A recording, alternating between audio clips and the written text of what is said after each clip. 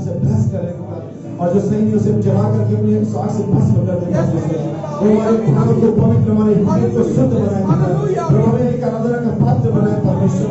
Lord हमारे जीवन को अपने लायक बनाए पिता। हम सब यहाँ पर सजने और संवरने के लिए आए हैं पिता। हम यीशु मसीह के पास अपने आप को तैयार करने के लिए आए हैं पिता। हम ये दिखाने नहीं कि हम क्या है प्रभु, लेकिन हमें देखने कि हमारा परमेश्वर कैसा है। आइए सर्व को झुकाएं विश्वास के साथ, नम्रता के साथ, गंभीरता के साथ। हमारे स्वर्गीय पिता धन्यवाद के साथ आपके चरणों में आते प्रभु, अपने सरों का आपकी बेटी के सम्मुख झुकाते हुए हमारे सर पृथ्वी को छूते हुए जहाँ से हमारी कहीं आई है पिता, लेकिन हमारे हाथ स्वर्ग के उठे हुए जैसे हमारा प्राण आया है पिता परमेश्वर, जहाँ से हम आए हैं परमेश्वर पिता। और यीशु मसीह हर एक उठे हुए हाथ को ब्लेस करे पिता, उस नीचे प्राण को ब्लेस करे पिता, उसके हाथ के नीचे की जो प्रार्थना है उसे ब्लेस करे पिता। और प्रभु ने प्रत्येक भाई और बहन को अपनी आत्मा से भर दे पिता। हर एक बीमार को चंगा करे पिता। हर एक व्यक्ति जो जरूरतमंद उसकी जरूरतों को पूरा करे पिता।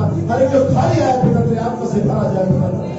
परमेश्वर आज की सुबह में हमें हमसे बातचीत कर पिता, अपने वचन को हमारे प्राणों में डाल दे परमेश्वर लॉर्ड, ताकि तेरा प्रत्येक बेटा और तेरा प्रत्येक बेटी खुदा उस वचन पर अवलंबित हो सके, निर्भर हो सके पिता परमेश्वर। परमेश्वर मसीह सारी महिमा सारा दिन आपको देती, सब अपने आप को प्रत्येक बात को आप ढाल देते पिता, प्रत्येक लाइन पर और गवाही पर पिता, और स्पेशल पे पिता, और तमाम उन कार्यों पर जिन लोगों ने तेरी आराधना करने की है पिता, तेरी आशीष मांगते प्रभु। हमसे बातें कर पिता, हमारे हृदय में तेरा वचन स्थान पा सके। मेरी प्रार्थना पिता, अपने पवित्र आत्मा का अभिषेक तेरे प्रत्येक बच्चे पे उठे प्रभु।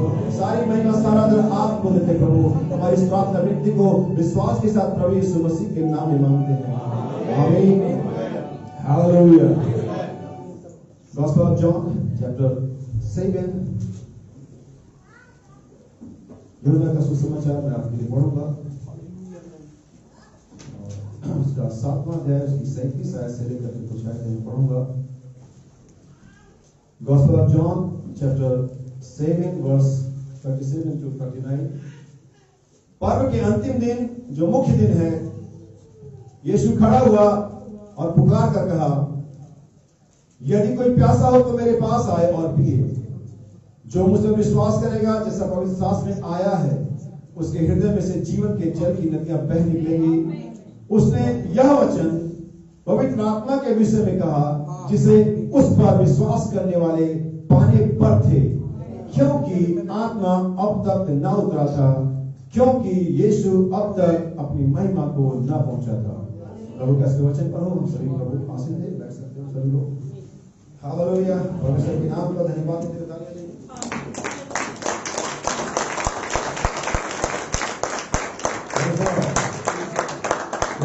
नाम है सभी को जय मसीह की। और वास्तव में परमेश्वर के भवन में होना हमेशा ही अच्छा है। हालेलुया। इससे पहले मैं आगे बढ़ूं, एक गवाही यहाँ पर सिस्टर सालू की तरफ से बिलासपुर में। सभी भाई बहनों को जय मसीह की। मेरा नाम सालू, में बिलासपुर की रहने वाली हूँ। मैं परमेश्वर का धन्यवाद करती हूँ कि मेरी फैमिली में काफी दिनों से प्रॉब्लम चल रही थी, जिसके कारण मैं अभी ससुराल से अपने घर आ गई थी। पिछले 4 महीने से मेरी उनकी फैमिली से बातचीत बंद थी। मैंने प्रभु से प्रार्थना की और परमेश्वर ने मेरी टूटी हुई फैमिली को फिर से जोड़ दिया। मैं प्रभु का बहुत धन्यवाद करता हूँ।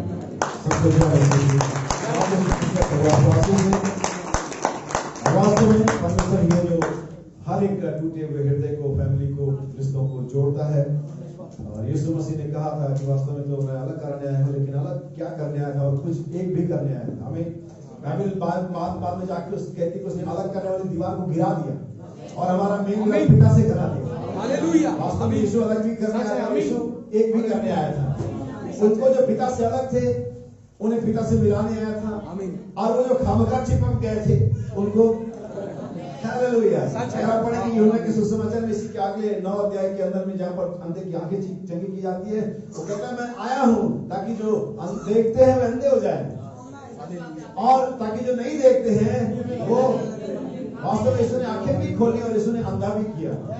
और एक क्रम चलता रहता है। हालेलुया। क्योंकि यीशु मसीह कल और आज और कभी का समय नहीं रहेगा। हालेलुया। कि हमारा अलगाव नहीं हुआ, हम एक किए गए हैं परमेश्वर के साथ, अपने पिता के साथ, अपने रिश्ते में फिर से लौट आए हैं। हमारे रिश्तों की फिर से बहाली हो गई है।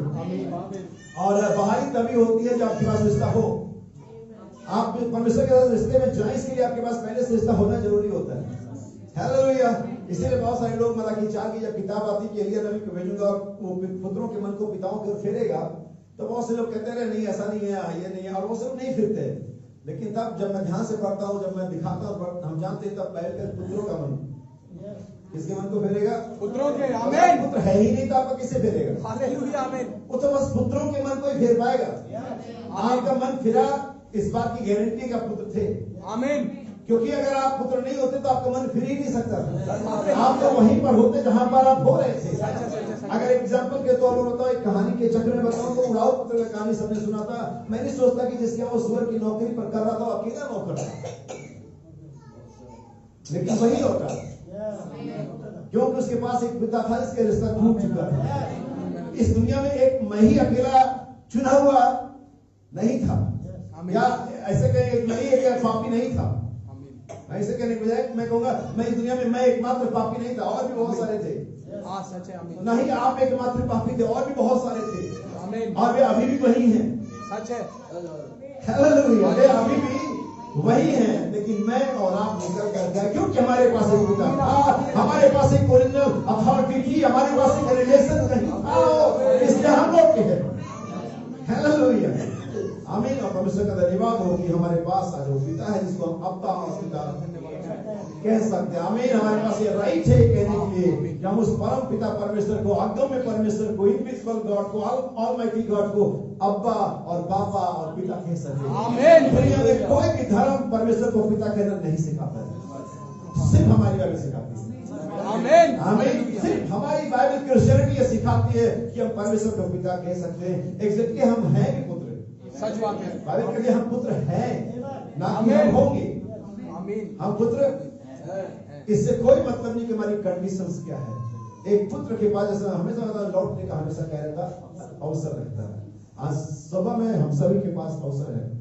आप कहेंगे, बहनें कहेंगी कि भाई पुत्र के लिए पुत्रियों का मामला क्या है। दरअसल अगर मैं सही बाइबल आप मुझे दिखा देगी परमेश्वर के पुत्र और पुत्रियां, लेकिन वास्तव में परमेश्वर की पुत्रियां नहीं होती है। तब तू कहा था जब परमेश्वर के सारे पुत्र, तब कहेंगे कि फिर बहनों का क्या मामला? वो सिर्फ अपनी देह में स्त्री है, उनके पास परमेश्वर के पुत्र की आत्मा है। हालेलुया, हालेलुया, आमीन। क्योंकि अगर मैं आपको फिजिकली बताऊं, स्पिरिचुअली बताऊं, दोनों तरह से बताऊं, तो हर एक स्त्री या पुरुष अपनी आत्मा से होता, ना कि देह से। परमेश्वर ने एक देह बनाई जो कि आदम में से निकाली। जब तक कि परमेश्वर ने आदम की स्त्री वाली आत्मा से तब तक वो स्त्री नहीं हुई। वो अपने स्ट्रक्चर से स्त्री नहीं थी, अपने स्पिरिट से स्त्री थी। ये वजह कि कलीसिया अपने स्ट्रक्चर से कलीसिया नहीं हो जाती है जब तक उसमें परमसीह का आत्मा ना हो। यही वजह कि कई बार पुरुषों को औरतों की तरह व्यवहार करते देखते होंगे। बहुत सारे मैंने देखे, आपने भी देखे होंगे। वो शरीर से मेडिकली वो पुरुष हो सकते हैं, लेकिन स्पिरिचुअली वो फीमेल है, क्योंकि उनके आत्मा गलत है। बहुत सारी स्त्रियों को अपने बॉब कट हेयर और तमाम तरह के लड़कों जैसे बात करते हुए और दबंगई दिखाते देखा होगा। वो मेडिकली स्त्री हो सकती है, लेकिन वैसे देखा जाए तो वो मेल स्पिरिट के अंदर जी रही। प्रेज द लॉर्ड, आमीन। ऐसी कलीसियाएं दावा कर सकती है, सारी 35,000 कलीसियाएं दावा कर सकती है मसीह की दुल्हन है, मसीह की दुल्हन है, और हो सकता है कि लॉजिकली फंडामेंटली वो हो भी, लेकिन जब तक उसमें आत्मा ना हो मसीह की, वो मसीह की कलीसिया नहीं हो सकती। हालेलुया, समझे आप? तो परमेश्वर का धन्यवाद हो। तब तो कहा जाए परमेश्वर के सारे पुत्र, जब परमेश्वर अपने पुत्र का आत्मा में देता है, तो चाहे आप स्त्री हो चाहे आप पुरुष हो, आप परमेश्वर के पुत्र होते हैं। ये आश्चर्य नहीं किसी ने लिखा कि कोई मसीह में कोई स्त्री नहीं, कोई पुरुष नहीं, ना कोई नर और ना कोई नारी। यही वजह कि जीवन निवास शादी विवाह नहीं होते, कि शादी में नर और नारी में होते। क्या सही बात नहीं? सारी बातें एक साथ मिली हुई है। परमेश्वर का धन्यवाद हो कि आज हमारे पास as a sons of God हमारे पास अथॉरिटी है, हमारे कुछ ताकत है, कुछ हमारे अधिकार है, कुछ हमारी कुछ हमसे कुछ अपेक्षाएं परमेश्वर के पुत्र के तौर पर, और हर एक पुत्र को उसकी परमेश्वर के पुत्र के तौर पर व्यवहार करना चाहिए। यही परमेश्वर के पुत्र का कर्तव्य है। हालेलुया, परमेश्वर का नाम मुबारक हो। आइए अपने विषय पर जाएं, और एक और आयत में पढ़ूंगा इब्रानियों की पत्री, उसका 11 अध्याय, उसकी 39 और 40 वर्ष पढ़ेंगे। हिब्रू चैप्टर 11 वर्स 39 और 40।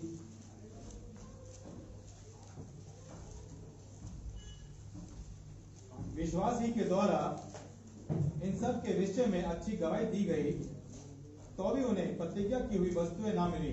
तो भी उन्हें प्रतिज्ञा की हुई वस्तुएं ना मिली। फिर क्या लिखता है आगे? क्योंकि परमेश्वर ने हमारे लिए, किसके लिए? अब एक बात अपने दिमाग में डालने, बहुत सारी बार हम सोचते थे कि ये जो पीछे वाले लोग हैं ये नए नियम के संत है। नहीं सर, नए नियम के संत ही से लिख रहा है, तो फिर नए नियम के संत नहीं है कि हमारी बिना चिंता को ना पहुंचे ना। हमारे दिमाग में 90% लोग दिमाग में आज तक यही रहा होगा कि पौलुस और पतरस की बात हो जा रही है कि हमारे बिना भी चिंता को नहीं। कैसे? वो तो पौलुस खुद ही लिख रहा है, वो पीछे रेफर कर रहा है, कहीं पीछे, और ये बात कर रहा है ओल्ड टेस्टामेंट की, ये बात कर रहा है अब्राहम की, ये बात कर रहा है नूह की, ये बात कर रहा है दाऊद की, ये बात कर रहा है अब्राहम और तमाम लोगों की। तो भी उन्हें प्रतिज्ञा की वस्तुएं ना मिली, क्योंकि परमेश्वर ने हमारे लिए एक बेहतर बात ठहराई।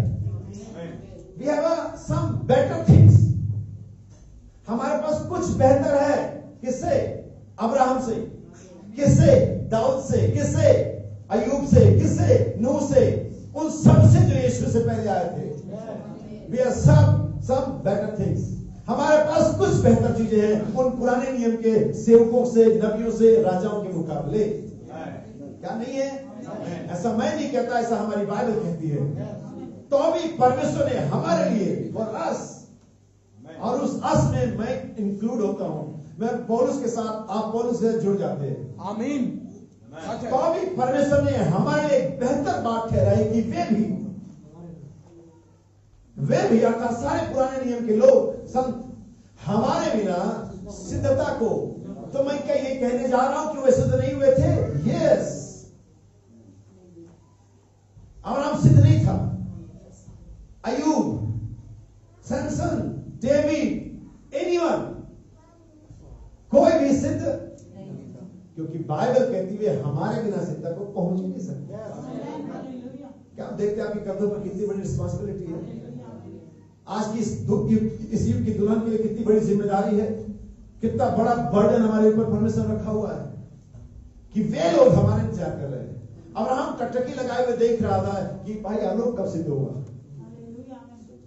अय्यूब भी इसके लिए देख रहा है।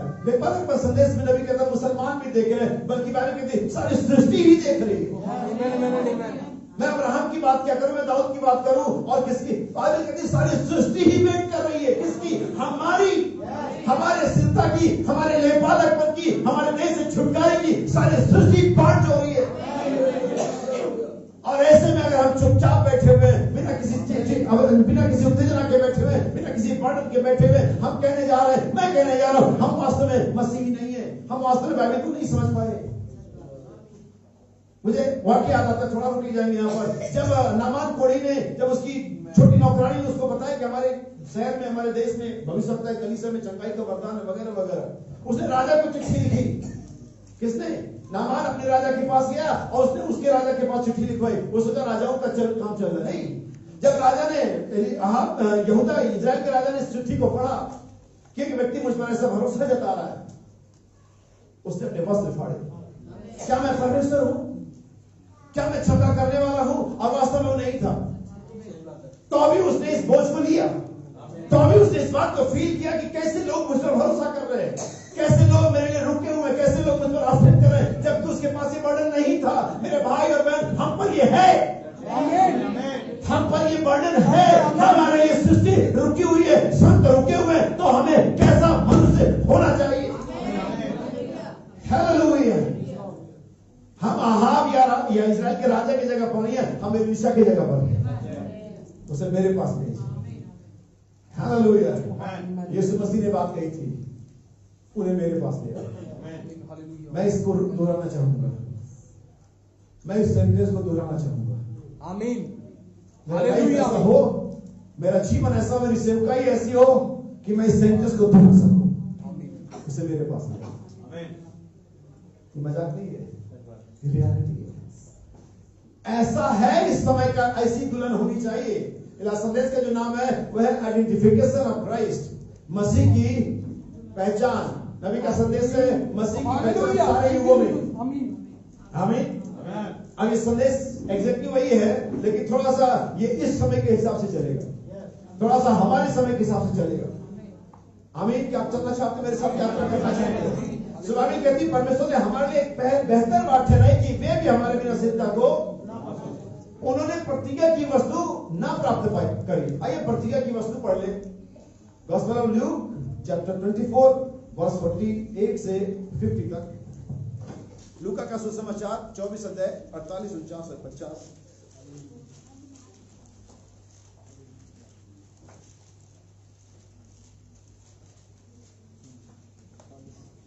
तुम इन सब बातों के गवाह हो और देखो जिसकी प्रतिज्ञा मेरे पिता ने की है, जिसकी प्रतिज्ञा मेरे बाइबल में हमने साफ साफ पढ़ा, उन्होंने अर्थात उनमें से किसी ने, इब्रानियों 11 में पाए जाने वाले एनी प्रॉफिट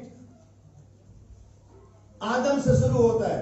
अगर आप ध्यान से देखेंगे बाइबल इब्रानियों अध्याय के अंदर में बहुत सारे विश्वास योद्धाओं की कहानी है। आदम की कोई टेस्टमनी नहीं है, बावजूद उसके कि परमेश्वर का पहला पुत्र था। मैं बाइबल में इब्रानियों 11 में आदम की कोई टेस्टमनी नहीं पढ़ता। मैं क्या पढ़ता हूं? आदम का फॉल डाउन। क्या आप नहीं पढ़ते? समझिए जरा इसको। इससे आदम गलत नहीं हो जाता है, लेकिन वास्तव में उसने ऐसा कुछ किया ही नहीं। आदम की कोई टेस्टमनी नहीं है। सारा इसहाक के होने में, अगर आप बाइबल को ध्यान से इब्रानियों 11 पढ़ेंगे, इसहाक के होने में अब्राहम की कोई टेस्टमनी नहीं है। क्या मैं पढ़ूं? चाहता हूं कि हम पढ़ ले इसे। इब्रानियों 11 हमने अभी निकाल रखा है। पहली आयत से पढ़ दे। विश्वास आशा की वस्तुओं का निश्चय और अनदेखी वस्तुओं का प्रमाण है, क्योंकि इसी के विषय में प्राचीनों की अच्छी गवाही दी गई। किसकी? प्राचीनों की। सुनिए, विश्वास से ही हम जान जाते हैं कि ठीक है, अब ये सब हो गया। आइए अब इसके वर्ष 8वीं आयत से पढ़े। विश्वास से ही अब्राहम जब बुलाया गया तो आज्ञा मानकर ऐसी जगह निकल गया जिसे मिरास में ले। देखिए, अब्राहम के लिए जो टेस्टमनी थी वो उसके बुलाए जाने की थी। वो उन बातों के लिए पीछे गया जो अस्तित्व में नहीं थी। इसहाक की होली की जो टेस्टमनी है, गवाही है, वो सारा के लिए, क्योंकि अब्राहम तो इसहाक के लिए हमेशा योग्य था। उसने सारा से पहले भी एक औरत से बच्चा पैदा किया, सारा के बाद ही बच्चा पैदा किया। सो इसहाक के होने में अब्राहम का कोई टेस्टमनी नहीं है। इसहाक के होने में सारा की टेस्टमनी है। और इसहाक किसको रिप्रेजेंट करता है? यीशु मसीह को। सो यीशु मसीह के रिप्रेजेंट होने में, यीशु मसीह के प्रकट होने में हमारी टेस्टमनी होगी। हालेलुया, यस, आमीन। ध्यान से समझना। सो आदम की कोई टेस्टमनी नहीं है।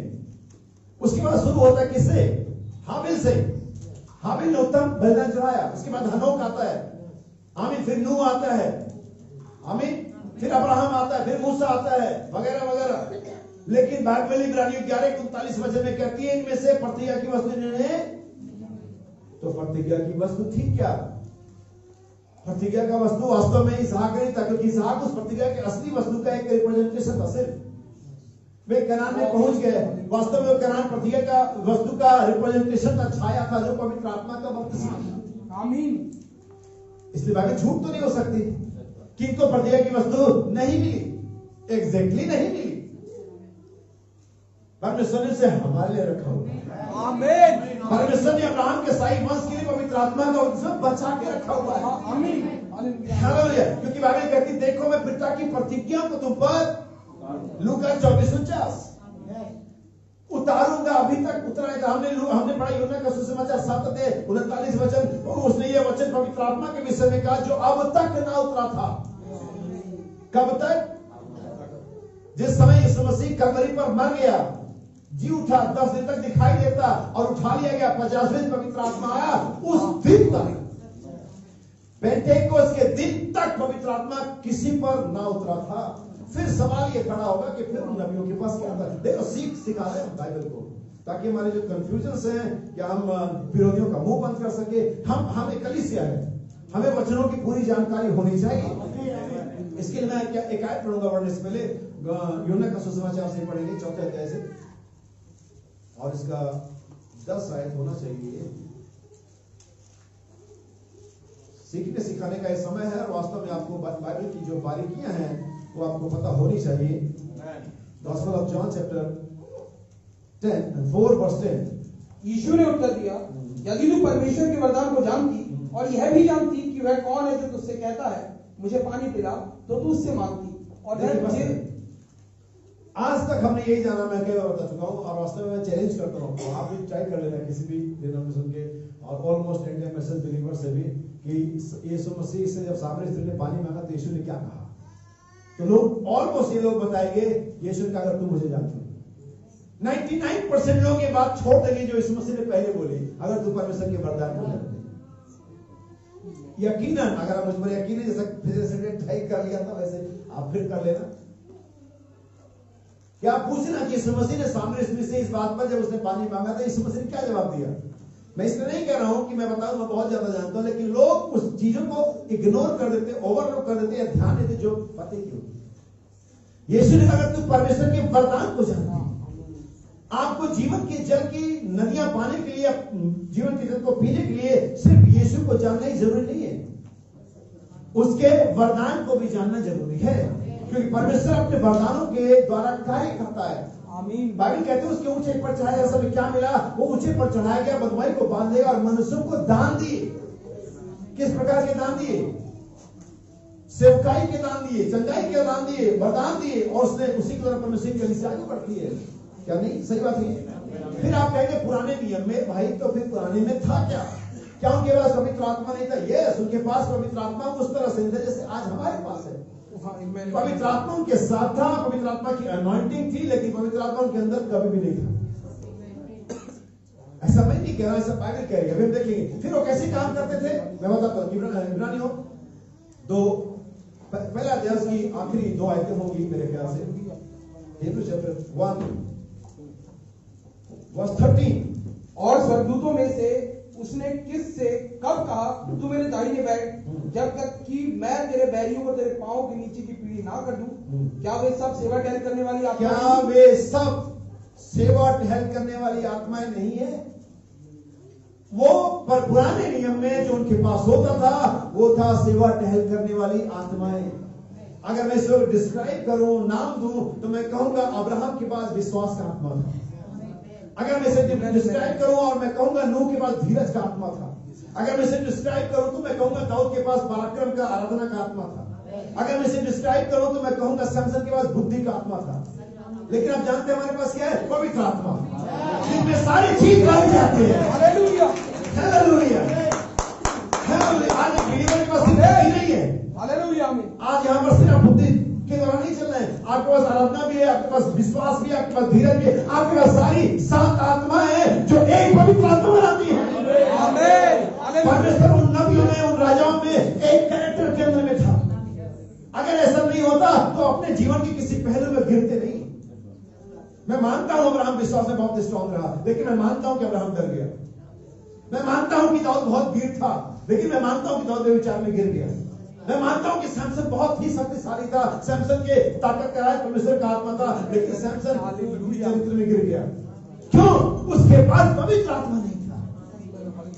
पवित्र आत्मा क्यों नहीं था? क्योंकि यीशु का, क्योंकि अब तक यीशु अपनी महिमा में पहुंचे नहीं था। जब तक यीशु मरता नहीं, जब तक उसकी आत्मा रिलीज नहीं होती तो आत्मा तो मिल ही नहीं सकती। यही वजह कि आज हमारे पास पवित्र आत्मा, पुराने दिनों में अगर ध्यान से देखेंगे पवित्र आत्मा का जो अनॉइंटिंग का जो लीडरशिप थी, पवित्र उस समय के कुछ लोगों को देता था, चुनिंदा लोग, बाकी सब लोग पीछे चलते थे। अकेला मूसा, अकेला अब्राहम, अकेला दाऊद, बाकी पीछे जा रहे। अब इधर आप कह सकते भाई लोग आप अकेले, यस मैं अकेला नहीं, आपके पास भी है, क्योंकि अब ये हर एक के अवेलेबल है। जो विश्वास करे बपतिस्मा ले पवित्र आत्मा का दान पाएगा। जो विश्वास करे, हालेलुया, हालेलुया। अब ये हर एक के लिए अवेलेबल है। पहले ऐसा नहीं था। पहले ऐसा एक व्यक्ति को मिलता था, बाकी सब लोग उसके पीछे जाना होता था। क्या समझ पा रहे? इसीलिए मैं इस संदेश को लेकर गया ताकि हमारी समझ इसके बारे में खुल जाए। और यीशु ने जब चिल्ला कर गया, जो कोई प्यासा हो आए और जीवन का जल पिए। दावीद कहते पर्व का मुख्य दिन था। हालेलुया। फिर बाइबल ये बात को बताती है कि यह बात उसने पवित्र आत्मा के विषय में कही। थी जो उस पर विश्वास करने वाले पाने पर थे, क्योंकि पवित्र आत्मा अब तक कितने पर? किसी पर, चाहे वो अब्राहम हो, चाहे वो नूह हो, चाहे वो दाऊद हो, चाहे वो सैमसन हो, चाहे वो कोई भी हो, अब तक पवित्र आत्मा उन पर एक सिंगल वर्ड आता है पवित्र आत्मा के पुराने नियम में, और वो आता है भविष्यता काल में, शायद 51 है, और दाऊद कहता है हे परमेश्वर ने आत्मा को, पवित्र आत्मा मुझसे अलग माना। पुराने दिनों पवित्र आत्मा उनको अनवाइंड करता था, पवित्र आत्मा उनको, मैंने शायद सेठ को एक कोड भेजा हुआ है तेरे व्हाट्सएप पर बेटा, अगर है ओके, तो ये इसी में है, लेकिन कोई बात नहीं। नबी कहता है कि पवित्र आत्मा उनको अभिषेक करता था, उनको अगुवाई करता था, लेकिन पवित्र आत्मा उनके अंदर नहीं था। जिस तरह से एक व्यक्ति अर्थात यीशु मसीह पवित्र आत्मा का फुलनेस था, वैसा उनके पास नहीं था। आज पवित्र आत्मा हर एक के लिए सामर्थ्य में, संपूर्णता में अवेलेबल है। एक कोड है जो मैं आपके लिए मैं फिर आपको शेयर कर दूंगा व्हाट्सएप पर, और नबी कहता है कि पवित्र आत्मा उन दिनों में उनके पास हिस्से में था, इन पार्ट, लेकिन आज पवित्र आत्मा फुलनेस में है। इसको कैसे बताओ? बाइबल से बताता हूं। पहला कोरिन्थियों 13 अध्याय, फर्स्ट कोरिन्थियंस चैप्टर 13, और इसका एक बहुत ही इंपॉर्टेंट वर्स है ये, और इंग्लिश में अगर आप पढ़ेंगे तो ज्यादा बेहतर रहेगा, क्योंकि वहां पर सही है। और वर्स 12, फर्स्ट कोरिन्थियंस चैप्टर 13 वर्स 12, अगर किसी के पास इंग्लिश बाइबल है। For now we see through a glass, but then face to face. Now I know in part, but Now I know in part. मैं एक हिस्से में, एक सर्टन एरिया में, पर्टिकुलर किसी लाइफ स्टाइल में पहचाना गया हूं। जैसे कि अगर मैं आपको समझाऊं, सैमसन कैसे पहचाना गया? सैमसन को कैसे पहचानते हैं? हम ताकतवर कैसे पहचानते हैं सैमसन को? हम सैमसन को एज ए वर्शिपर तो नहीं पहचानते। क्या पहचानते सैमसन को? अगर हम अब्राहम कैसे पहचानते? लड़ाका नहीं, हम अब्राहम को पहचानते फेथ। हम गिदोन को कैसे पहचानते? लड़ने वाला। नूह कैसे पहचानते? 120 साल धीरे धीरे, वो भी परमेश्वर भी। तो इन पार्ट पौलुस कहता है मैं एक हिस्से पहचाना गया हूं। आज भी कलीसिया का सेम कंडीशन के पवित्र आत्मा नहीं है। यस भाई बहुत अच्छा है, समय से चर्चा आता है। अच्छा दूसरा, वो भाई बहुत अच्छा है, वो दशमांश के लिए बहुत ईमानदार है। अच्छा तीसरा, वो भाई बहुत अच्छा है, खाना बहुत अच्छा है। In part in part in part एक हिस्से में हमारी मसीहत चल रही है, लेकिन ये इस समय की मसीहत नहीं है। ये उस समय तो वैलिड थी, उस समय तो परमेश्वर का ठीक है, क्योंकि उस समय पवित्र आत्मा उड़ेला नहीं, क्योंकि यीशु आया नहीं था। आज ही काम नहीं करेगी। आज हमें पवित्र आत्मा की फुलनेस चाहिए। आज हमें हर हिस्से में, हमारे लाइफ स्टाइल में, हर लाइफ स्टाइल में, हमारे जीवन के हर क्षेत्र में ही हमें पवित्र आत्मा चाहिए। ये सिर्फ प्रचार करने के लिए मिले ये काफी नहीं होगा, ये सिर्फ गाना गाने के लिए मिले ये काफी नहीं होगा, इसे हर हिस्से में ही चाहिए हमें। ये नबी कहता परमेश्वर अपनी आत्मा को हमारी रेसे रेसे में भर देना चाहिए। कहां कहां? यस मेरे भाई क्या समझ पाए? सो यीशु ने कहा मैं मेरे पिता की प्रतिज्ञा को तुम पर उन दे दूंगा। पुराने नियम में पवित्र आत्मा अगर होता था जैसे आज है तो ये प्रतिज्ञा नहीं होती। मैं पढ़ूंगा इसाया चैप्टर 44 यह से 44 और उसकी शायद मैं आज बताता हूं, आप निकाल लीजिए ऐसे 44।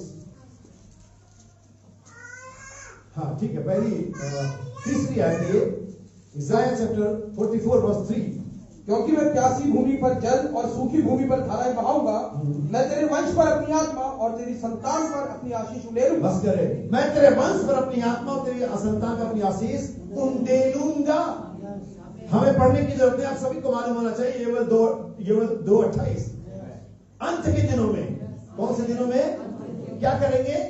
मैं अपनी आत्मा, इसी की बात यीशु मसीह लूका 24:49 में कर रहा है कि मैं मेरे पिता की प्रतिज्ञा को, जिन्हें अब्राहम ने नहीं पाया, जिन्हें मूसा ने नहीं पाया, जिन्हें और मैं मेरे पिता की उस प्रतिज्ञा को जिन्होंने नहीं पाया, अंत के दिन में लूंगा। अगर आप ध्यान से देखेंगे प्रेरितों के कलीसिया में, प्रेरितों के दिनों में, उस लोगों में उनके पास कोई बहुत ताकत की चीजें नहीं थी, उनके पास कोई बहुत एक्स्ट्रा ऑर्डिनरी चीजें नहीं थी, उनके पास पवित्र आत्मा था। जैसे एक्स्ट्रा ऑर्डिनरी की बात करें, सैमसन के पास एक्स्ट्रा ऑर्डिनरी पावर था, नहीं था? नूह के पास एक्स्ट्रा ऑर्डिनरी धीरज था, इनके पास थोड़ा भी नहीं था। अगर मैं उनके कंपैरिजन में ले आऊं, ये डर जाते थे, ये भाग जाते थे, तरह तरह का क्लेश, तरह तरह के कंट्री की भी, लेकिन इनके पास एक चीज थी, पिता की प्रतिज्ञा, पवित्र आत्मा। अब पहले समझ लें कि पुरानी के लोग कैसे चलते थे, उनका एटीट्यूड क्या होता था, किस तरह से परमेश्वर को लीड करता था। बाइबल के अंदर में अगर आप ध्यान से देखेंगे, पहला जो जल प्रलय आया, दुनिया जो पहला सर्वनाश आया, जो मानव जाति को तबाह किया गया परमेश्वर के द्वारा, उसकी वजह क्या थी? वो कैसे चलते थे? वो अपने मन के अनुसार चलते थे। उनका मन ही परमेश्वर की ओर से अनॉइंटेड और गवर्न और या तो अलग होता था। उनका एक्चुअली मन दो तरह के अलग अलग विचारों में जाता था, एक इधर जाता था और एक, बाइबल कहती जो कुछ उनके मन में होता था निरंतर बुरा होता था। और ये सारे के सारे नबियों की कहानी थी, ये सारे के सारे पुराने नियम की कहानी थी, क्योंकि अपने मन के द्वारा क्या होते थे वो नबी कहते इस फर्क को देखिए, जो उत्पत्ति 6 के अंदर में और आपको एज के 36 में मिलेगा। बाइबल कहती उनके मन में जो कुछ होता था निरंतर, ऐसा नहीं कि खाली जैसे बहुत से लोग कहते हैं अभी चर्च है, अभी झूठ नहीं बोलते, अभी हम चर्च में बैठे, भाई सच बोल रहा हूं, अभी चर्च में बैठा हूं। ऐसे अभी लोग कहते हैं मैं दुकान में बैठा हूं, अभी कैसे झूठ बोल रहा, मतलब झूठ बोलने के लिए अलग जाके बोलना पड़ता है, अच्छा इधर आकर झूठ बोलूंगा। बहुत से लोग आपने सुना देखा होगा, लोग कहते हैं अभी शाम हुई है भाई, अभी शाम को झूठ थोड़ी बोल देंगे, तो सुबह में झूठ बोला जा सकता है। उनके मन में जो कुछ होता था निरंतर कंटिन्यूअली क्या होता था? बुरा ही होता था। क्यों बुरा होता था? क्योंकि उनके पास पवित्र आत्मा का लीडरशिप जो हमेशा होता था वो नहीं। मैं आपको एक आयत पढ़ता हूं और आपको मिलेगा यूहन्ना का सुसमाचार, उसका 14 अध्याय उसकी 15वीं आयत से। मेरी बात को अपनी सब जगह पर रोक के रखिएगा ताकि आप आगे बढ़ सके। यूहन्ना 14 उसकी 15 आयत। यदि तुम मुझसे प्रेम रखते हो तो मेरी आज्ञाओं को मानोगे। मैं पिता से विनती करूंगा और वह तुम्हें एक और सहायक देगा, वो तुम्हें एक और सहायक देगा। अब यहाँ पर ध्यान रखिए कि मैंने बताया था कि पहला जो सहायक था वो क्या है? परमेश्वर का वचन। लेकिन जो दूसरा सहायक है, अनदर कंफर्टर, वह है परमेश्वर का पवित्र आत्मा। यही वजह है कि बहुत देरों के पास, ऑलमोस्ट क्रिश्चियंस के पास पहला कंफर्टर जो कि बाइबल है, जो कि वचन है, जहां से वे अपने सही और गलत के फैसले कर सकते हैं, बावजूद इसके वे सच्चाई में स्थिर नहीं है, बावजूद इसके कि उनका जीवन परमेश्वर के वचन के लायक नहीं, क्योंकि उनके पास अनदर कंफर्टर अर्थात पवित्र आत्मा नहीं है। अनदर का मतलब तभी होता है जब पहला आपके पास हो। हमें क्या समझ पा रहे? इसलिए पहला पहले कि दूसरा नहीं, इसलिए मैंने हमेशा बताया कि जो सेकंड है वो पहले से, अब वो अलग बात है, आप इसको ऐसे मत समझना कि बच्चे से पढ़कर दोनों एक ही चीज, second is better than first. Hallelujah, क्या समझ पा रहे हैं? सो यीशु ने क्या कहा? आइए हम इसे कंटिन्यू करें, बस एक आखिरी लाइन है।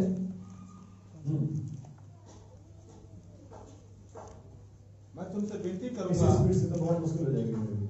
मैं पिता से विनती करूंगा हाँ। और वह तुम्हें एक और सहायक देगा, हाँ। कि वह सर्वदा तुम्हारे साथ रहे। हाँ। अर्थात क्या क्या क्या क्या रहे? यस, यही वजह है कि वो नबियों ने गलती कर दी, सर्वदा साथ नहीं। आप करोगे या पवित्र आत्मा के साथ रहेगा? करने देगा वो। पापा भी साथ है, बेटा भी साथ है। बेटा कर ले कुछ गड़बड़, वो तो बेटा तभी करता है जब पापा बाहर से जाते हैं। मैं तुम्हें गलती करने का मौका है, सर्वदा साथ रहूंगा, करो जो करना है। यीशु कह रहा वो सर्वदा साथ रहेगा। अगर उस समय में जब दलीला की गोद में समसन लेटा हुआ था, जब उस खिड़की में दाऊद ने उस स्त्री को देखा, जब नूह के साथ शराब का बोतल आया, तब अगर वो होता साथ, मैं नहीं मानता कि वो लेकर सकते थे। और नहीं आप सोचेंगे, ना ही आप करेंगे, ना ही कोई कर सकता है, क्योंकि बात कह रही परमेश्वर जन्म पाप कर ही नहीं सकता। हालेलुया, यही मुख्य बात है। मैं पिता से दरखास्त करूंगा, विनती करूंगा कि तुम एक और सहायक जो सर्वदा तुम्हारे, ये होली स्पिरिट है, वो अनॉइंटिंग थी। बाइबल कहती है आत्मा छोड़ के चले भी जाता था। कभी सैमसन को छोड़ के, सैमसन को कभी पता चला गया छोड़ के, दाऊद को छोड़ के चले गया। बाइबल कहती है एलिया को छोड़ के चले जाता था। एलिया कौन? अहाब के सामने जा रहा है, आंखों में हाथ डाल रहा है, अहाब से कह रहा है और तू तेरा खून कुत्ते चाटेंगे। दूसरे समय डर के नाले में छिप जा रहा है। आत्मा रहता तो छिप जाता क्या वो? यानी आत्मा आता हो, जब भी आत्मा को जरूरत पड़ता था कि मेरा काम करना है तो आ जाता था। जरूरत खत्म हो गया, जाओ सज्जन तुम जिधर मरना है मरो, दाऊद तुम जिधर मरना है मरो, अब्राहम जिधर झूठ बोलना बोलो, मेरा काम हो गया। आपके साथ मेरे साथ ऐसा नहीं। परमेश्वर हमारे साथ ये काम नहीं करता है कि तुम जिधर भी जाओ मरो, मैं तुम्हारे साथ रहूंगा, वरन तुम्हारे अंदर रहूंगा। ये पवित्र आत्मा है, हालेलुया।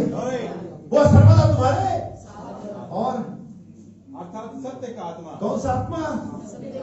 उनके पास सामर्थ का आत्मा था, उनके पास पराक्रम का आत्मा था, उनके आराधना का आत्मा था, उनके बुद्धि का आत्मा था, सत्य का आत्मा नहीं था। सत्य का आत्मा एक काम और करता, अभी अगले आयत में पढ़ेंगे। अर्थात सत्य का आत्मा जिसे संसार ग्रहण नहीं कर सकता। यस, जिसे संसार ग्रहण नहीं कर सकता। आज कौन सत्य को चाहता है? इस बुरे युग में, इस मॉडर्न एज में, इस बेईमानी के में, जब लोग 1 रुपया कमाना मुश्किल पड़ा, कौन सत्य का आत्मा चाहता है? चाहे बिजनेस में, चाहे काम में, चाहे कहीं भी, कौन सत्य का आत्मा चाहता है? संसार ग्रहण नहीं कर सकता। मैं स्कूल में बात कर रहा था और मेरा जो सुपरवाइजर टाइप का है और आलोक ये करना पड़ता है थोड़ा, ये मैंने कहा सर जो हमारा गुजारा सत्य से चल जाता है, झूठ बोलने की जरूरत नहीं है, हमारा तो सत्य से चल जाता है, तुम अपना देखो। संसारी सत्य के आत्मा को ग्रहण, इवन उम्र बताने के बाद तब भी लोग ग्रहण नहीं करते, बहुत सारे बिलीवर नहीं ग्रहण करते उम्र बताने की सच्चाई को। इतनी से सत्य में बहुत सारी बार लोग झूठ बोलते चर्च के लिए, अच्छा ये, अच्छा वो, बात कुछ और लेकिन घुमा कुछ और। सत्य का आत्मा आपको हमेशा ही सच बोलना है। कई बार लगता है नुकसान हो जाएगा, संबंध टूट जाएंगे, अगर लेकिन नहीं, इससे क्या फायदा है? एक बार सच बोलो, आपको कई सारे झूठ नहीं बोलने पड़ेंगे। एक बार झूठ बोलो, उस झूठ को मेंटेन करने के लिए कोई झूठ बना रहे, कई और झूठ बोलने पड़ते। जैसे कि चेहरे के बारे में, अगर आपका चेहरा जैसा है उसको मेंटेन करने के लिए बहुत सारे मेंटेन कर, एक बार दिखा तो यही है, कोई मेंटेन नहीं करना, देखो ऐसा ही है, देखना देखो, नहीं देखना साइड चले जाओ, ऐसा ही है। लेकिन उसको मेंटेन करना है झूठ से, डेंटिंग पेंटिंग से, तो करते रहो मेंटेन। कब तक मेंटेन करो? किसी दिन तो सवेरे सवेरे बंदे पहुंच जाएगा तुम्हारे घर पे, जब बाल बिखरे होंगे, नाक से में कुछ लगा होगा, फिर अरे ये तो ऐसी है, तो ऐसा है, वो मत करो मेंटेन। यस, मैं ऐसा ही हूँ।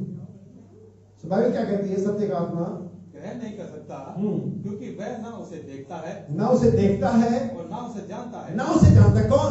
संसार, कॉस्मोस, संसार का तंत्र। वेदिक में सत्य नहीं है। आपके पास हो सकता है कि सत्य का आत्मा ना हो, बट आप जानते हैं। ठीक, अभी हो सकता है कि सत्य का आत्मा, लेकिन आप देखते हैं, आप फील करते हैं, यस ये बात सही है, मुझे ऐसा होना चाहिए। हो सकता है कि ना हो, लेकिन फिर भी आप जानते हैं सही है। इससे क्या पता चलता है? आज नहीं है लेकिन कल होने जा रहा है। आमीन आमीन। लेकिन संसार से जानता ही नहीं है। परमेश्वर का धन्यवाद हो, आपके पवित्र आत्मा है या नहीं मुझे परवाह नहीं, आज नहीं तो कल होगा, लेकिन आप जानते हैं। यह है समाचार, यह सच्चाई, यह है इंकरेजमेंट। हालेलुया। आपके पास नहीं है कोई बात नहीं, आप जानते हैं। प्रभु मैं जानता मैं योग्य नहीं हूं, लेकिन मैं क्या करूं? प्रभु मुझे समझ चाहिए। प्रभु मैं जानता मैंने गलत कर दिया है, लेकिन मैं चाहता हूं मुझे माफ कर दे। प्रभु मैं जानता मैं ये नहीं कर रहा, लेकिन मैं चाहता हूं मुझे समय में कर पाऊं। आप जानते हैं। I know. हालेलुया। लोग क्या कह इससे अक्ल ये नहीं जानती, लेकिन जानते आप अय्यूब क्या कहता है? आई नो, मैं जानता हूं। तो मिलेगा भी, अगर जानते तो मिलेगा भी। सुनिए, क्योंकि वह ना उसे देखता है ना उसे जानता है, पर तुम उसे जानते हो। पर तुम उसे जानते हो। अभी मिला नहीं है, फिर भी जानते हो। फिर भी मैं आज जानता हूं। आमीन। आप जानते, सुनिए, क्योंकि वह तुम्हारे साथ रहता है। वह, ये सर्वनाम है, ये एक पर्सन है, ये एक व्यक्ति है। ये वह कौन? सत्य का आत्मा। वो तुम्हारे साथ रहता है और वह तुम में होगा। तुम में होगा। ये होगा उनके साथ कभी नहीं था, ये उनके साथ था। काम बना, पवित्र आत्मा इधर गया और व्यक्ति उधर गया। लेकिन अब इस समय, इस युग में मेरे और आपके लिए ऐसा नहीं है, क्योंकि इस समय परमेश्वर हमें किसी खास एक काम के लिए नहीं बुला रहा है। इस समय हमारा काम है मसीह को प्रेजेंट करना दुनिया के सामने। इस समय हमारा काम है वचन को जाहिर करना। हम इस समय मसीह की आइडेंटिफिकेशन को लेकर के आ रहे हैं। संसार मेरे और आपके द्वारा मसीह को जानेगा, और कोई जरिया नहीं है, कोई चैनल नहीं है, कोई तरीका नहीं कि परमेश्वर को या मसीह को जाना जाए सिवाय मेरे और आपके। और इसके लिए परमेश्वर आपको पवित्र आत्मा देने जा रहा है, ताकि संसार पर मसीह को प्रकट कर सके। पुराने में पवित्र आत्मा को सिखाता था। उनके बाइबल यहाँ तक कि नए में अंदर 20 शब्द आया और सिमोन आत्मा के सिखाने से, लेकिन तो उसके पास पवित्र आत्मा नहीं था, क्योंकि यीशु अब तक महिमा को नहीं पहुंचा था। आत्मा के सिखाने से मंदिर में गया, लेकिन आप जानते आगे क्या लिखा हुआ है? जब यीशु मसीह का बपतिस्मा हुआ, पवित्र आत्मा कबूतर के ने उस पर उतरा। अब मैं पढ़ूंगा गॉस्पेल ऑफ जॉन चैप्टर 1 और उसकी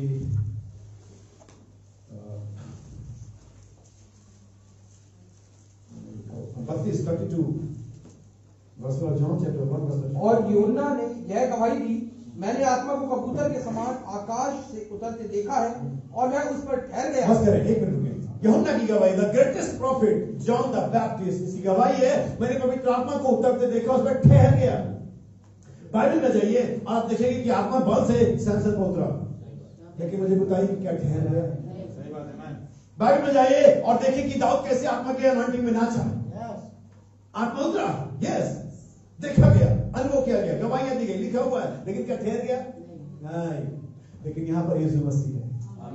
यूहन्ना की गवाही है, मैंने कबूतर के पवित्र आत्मा को उतरते देखा और उस पर वह ठहरता ही तो नहीं था। अब ये ठहरना नहीं था, उनकी गलती नहीं थी, ये उनकी प्रॉब्लम नहीं थी कि क्यों नहीं ठहरा सैमसन, क्यों नहीं ठहरा दाऊद को। यीशु का लहू बहाया नहीं गया था, उनके अपराधों की माफी भी हुई नहीं थी। पवित्र आत्मा किसी अनक्लीन वेसल्स में, किसी अपवित्र पात्र में रुक ही नहीं सकता था, और वे क्लीन नहीं किए गए थे। बट नाउ हम लोग यीशु के लहू से शुद्ध किए गए, हमारे सारे अपराधों को यीशु का लहू माफ कर दे रहा है। अब पवित्र आत्मा आता है और ठहर भी सकता है। अब ये वो समय है, हालेलुया, आत्मा ठहर गया। मैंने देखा आत्मा सैमसन पर, मैंने देखा आत्मा दाऊद पर, गिदोन पर, यिप्तह पर, बाराक पर, और तमाम लोग ठहरे के उतरे। नहीं कब मना कर रहा हूं, लेकिन ठहरा तो नहीं। लेकिन यहाँ यीशु मसीह है। अगली आयत क्या कहती है? मैं तो उसे पहचानता नहीं था, मैं तो उसे पहचानता नहीं था, परंतु जिसने मुझे जल से बपतिस्मा देने को भेजा, उसी ने मुझसे कहा, जिस पर तू आत्मा को उतरते और ठहरते देखे, वही पवित्र आत्मा से बपतिस्मा देने वाला है। वही पवित्र आत्मा से क्या आत्मा को उतरते नहीं। कई बार पवित्र आत्मा कलीसिया में भी उतरता है, लेकिन जैसे बाहर जाते हैं, मुझे कहने देना, वो रिमेन नहीं रहता, बच्चा नहीं रहता, उड़ जाता है। यही हमारी प्रॉब्लम है, यही हम सबकी प्रॉब्लम है। ये सच है, आमीन। लेकिन हमें उसे कंटेन करना है, हमें उसे अपने ऐसे लाइफ को लेकर कहना है कि पवित्र आत्मा हमारे पास जाने के लिए कभी राजी ना हो, बल्कि कहे यहाँ पर अच्छा माहौल है, यहाँ पर अच्छा समय, मेरा आत्मा इसमें आजादी से उमड़ सकता है, इसने मुझे दुख नहीं दिया, अब मैं यहाँ रह सकता हूँ, मेरे विश्राम का क्या स्थान होगा। हालेलुया, यही है जिसके लिए आज हम सबको मशक्कत करनी है कि पवित्र आत्मा रहे। हालेलुया। इसीलिए पुराना नियम कैसे जाता, उनके मन के असर, एक मन इधर जाता था, दूसरा मन, जो कुछ के मन में होता था निरंतर, तो परमेश्वर ने एक उपाय निकाला, एक सोल्यूशन निकाला, लेकिन वो सोल्यूशन भी यीशु मसीह के डेथ के बाद काम आएगा। पढ़िए यहेजकेल 36 वर्स 26, यहेजकेल 36 उसकी 26वीं आयत से 36 का 26। मैं तुमको नया मन दूंगा। कौन सा मन दूंगा? पुराने वाले में क्या दिक्कत आ गई? निरंतर बुरा। जब भी मेरी गाड़ी का कोई कार्बोरेटर या कोई पॉइंट या कुछ भी गड़बड़ हो जाता है, तो मैं कहता हूं भाई नया लगा दे यार, ये काम नहीं कर रहा है। वो लगा देता डुप्लीकेट, और 2 महीने बाद वो फिर खराब। मैंने गाड़ी में बाइक में सॉफ्टवेयर डलवा है नकली, मैंने कहा थोड़े पैसे बच जाएंगे। अब हम लोग ऐसे रहते हैं, हम इंडियन का कम पैसे में जुगाड़ चलाते रहते हैं। मैंने कहा 6 महीने की गारंटी है भाई, ठीक है बढ़िया, डाल दिया 7वें महीने में लीक कर दिया। अब न इधर का न उधर का, लीक भी 7वें महीने में, कोई पक्का पता है 6 महीने से चल जाएगा। अगर मैंने ओरिजिनल डाला होता तो अब तक चलता। अब ये नया मन की जरूरत क्या है? क्योंकि पुराना मन तुम्हारा सही नहीं है, किसी का भी सही नहीं है। हाँ सच है, मैं तुम्हें नया वाला दूंगा, क्योंकि मैंने पुराने वाले जगत को इसीलिए नाश किया था, क्योंकि मन में जो कुछ होता था गलत होता था, बुरा होता था, इसलिए मैं तुम्हें नया दूंगा, क्योंकि मैं नाश करने नहीं जा रहा हूँ। क्योंकि तुम्हारे पूरे मन से तुम नाश हो जाओगे, लेकिन मैं तुम्हें चूंकि नाश नहीं करना मैंने,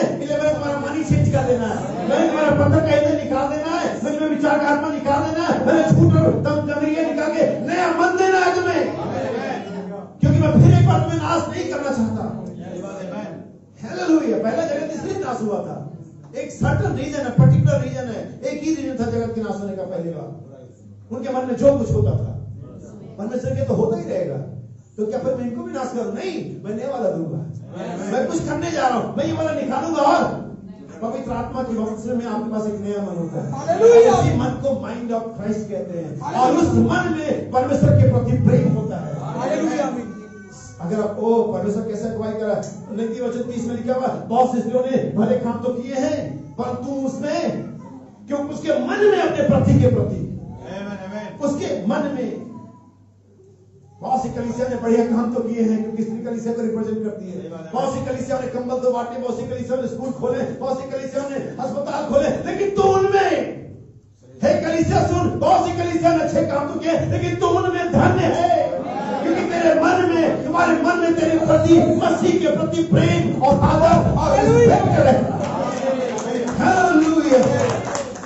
आमीन। कामों से परमेश्वर पसंद नहीं होता है, कामों से होता तो बहुत अच्छे से काम बड़े बड़े, लेकिन ये बात तय है कि अगर मन में आपके प्रति प्रेम रहेगा तो जुबान पर भी रिस्पेक्ट रहेगी। ये बात तय है, अगर मन में प्रेम रहेगा तो देह में भी दिखाई देगा। लेकिन कोई व्यक्ति जो उसका मन है, उसके कार्य, जो कार्य उसके मन के विचारों के रिफ्लेक्स है। आमीन। क्या समझे? सो यकीनन जिस वक्त तू आत्मा को उतरते और ठहरते, ये इसके 26 में कहता, मैं तुम्हें एक नया मन दूंगा। सुनिए आगे क्या, उस नए मन से क्या होगा? पुराने मन का तो आप सबको पता है क्या हुआ था, पुराने मन में क्या होता था, उससे क्या हुआ सबको पता है। आइए नए मन का भी देख लें। मैं तुमको नया मन दूंगा और तुम्हारे भीतर नई आत्मा उत्पन्न करूंगा। कौन सी आत्मा? नई आत्मा उत्पन्न करूंगा, और तुम्हारी देह में से पत्थर का हृदय निकाल कर तुमको मांस का हृदय दूंगा। आमीन। आमीन। मैं अपना आत्मा तुम्हारे भीतर देकर ऐसा करूंगा। अब यहाँ पर दो आत्मा है, नई आत्मा, परमेश्वर का आत्मा।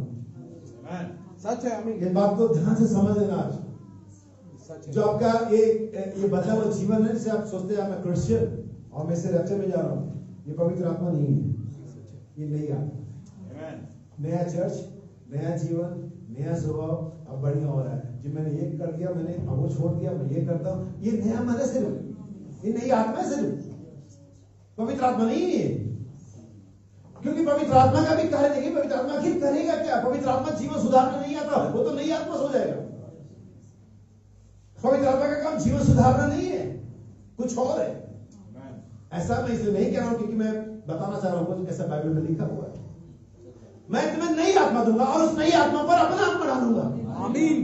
सच है। ये मत सोचो बाइबल में यीशु ने क्या सिखाया कि रेशम के कपड़े में टाट का पैबंद लगते क्या? यानी अगर रेशम का कपड़ा तो रेशम का ही पैच लगेगा ना उस पर। अगर तुम्हारे अंदर में नई आत्मा नहीं, पवित्र आत्मा किससे आ जाएगी? तुम्हारी आत्मा पवित्र आत्मा नहीं आएगा। सच है। क्योंकि तुम्हारी आत्मा की अफेक्शन कुछ है, तुम्हारी आत्मा का जो रीजनिंग कुछ है, तुम्हारी आत्मा की मेमोरी कुछ है, लेकिन नई आत्मा की जो मेमोरी होगी, जो अफेक्शन होगा, जो रीजनिंग होगी, जो भी 5 सेंसेस है, वो अलग होगी।